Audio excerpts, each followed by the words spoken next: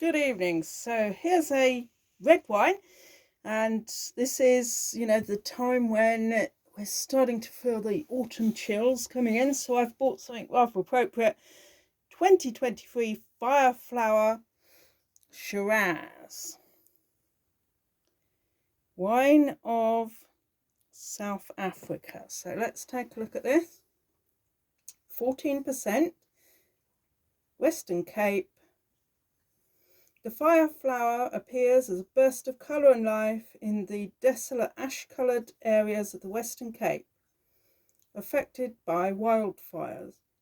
It is a symbol of hope over diversity.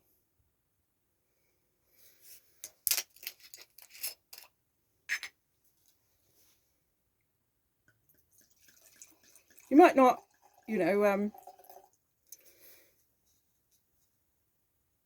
oh, it's adversity. I was going to say you might not struggle with diversity, but you might struggle with adversity. Right, well, this looks pretty nice and red, and it's just slightly translucent, but we're looking at some really sort of big black red, but with that vibrant ruby fire that just catches the light and boom.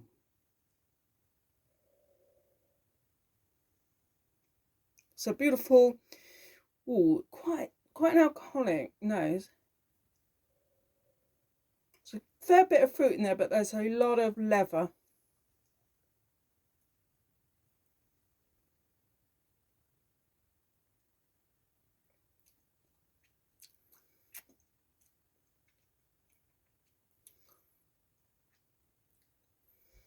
Yeah, it's pretty grippy.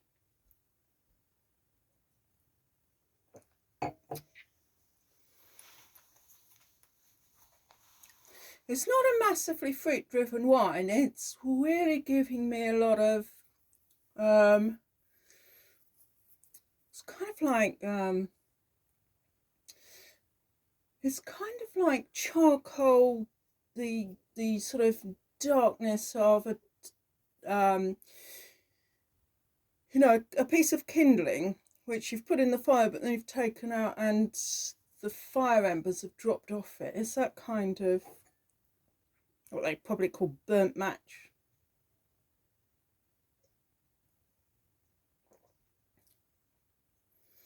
When you've been drinking some rather insipid fruit wines, and there's nothing wrong with them, but they're all too gulpable, this is pretty good because this is a wine where you will sort of just take stock and contemplate a bit, and you won't be throwing it down your neck too quick. Very middle of the road wine. It's nothing special. It was probably about £7 or £8. I bought it from Waitrose.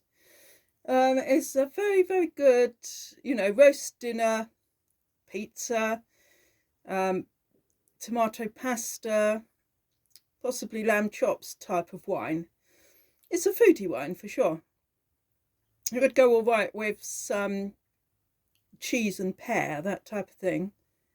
With celery, that would be very nice. It would go well with Christmas pudding. Don't know why I start at this time of year to think about Christmas pudding. And I almost never get any Christmas pudding, I almost never get any Christmas. Well, I never get any Christmas. Oh. Yeah, so I mean, for the money, it's really fine. It hasn't got a great deal of texture. It's medium bodied. It's got a few flickings of cigar ash in it, but if I was pushed to give a fruit, I'd probably say raspberry. That's about it. It's a well-balanced wine, and it's definitely going to come in nicely at this time of year if you have been drinking rather fruit-driven wines up until now. So, pros and cons, it's all right, and yeah, it's definitely worth the money. I don't think it's going to impress anyone that it's more than what it is, if you know what I mean. But it's if you're looking at £5 wines and you can afford another £2 or £3, then yeah, this has got a lot more going for it.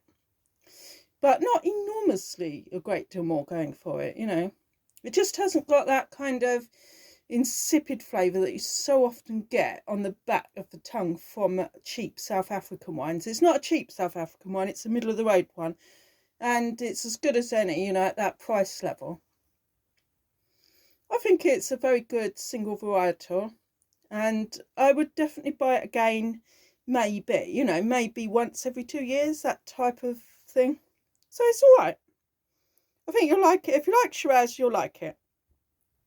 You know, it hasn't got the depth and the sort of velvet tones and the warmth even of an Australian Shiraz, but it has got the sort of burnt embers of a district that's known for wildflowers. No, not flowers, wildfires. Sorry, and it's balanced in there between hope and adversity. And of course, coming from Shiraz, I mean South Africa, sorry. And no doubt it's got a good balance of diversity as well.